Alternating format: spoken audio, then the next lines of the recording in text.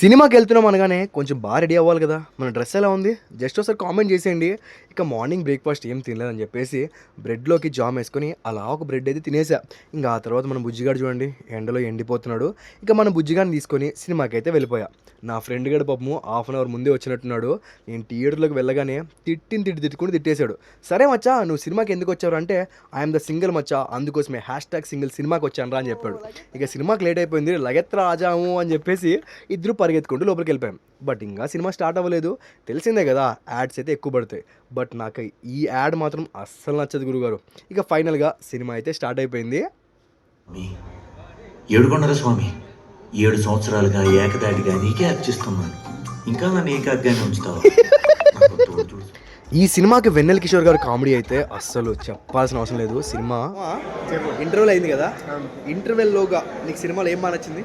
నాకా ఇది వెన్నెల కిషోర్ నాకు బాగా సూపర్ కదా అసలు. సినిమా ఇంకా అయిపోలేదు. వెన్నెల కిషోర్ కోసమే పోను. సినిమా చూస్తున్నంతసేపు నవ్వుతూనే ఉన్నాం. ఇంకా సినిమా నుంచి బయటకు వచ్చినప్పుడు ఈ సాంగ్తోనే బయటకు వస్తావు.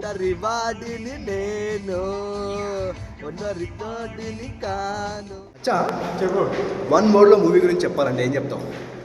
అస్సాం ఎంటర్టైన్మెంట్.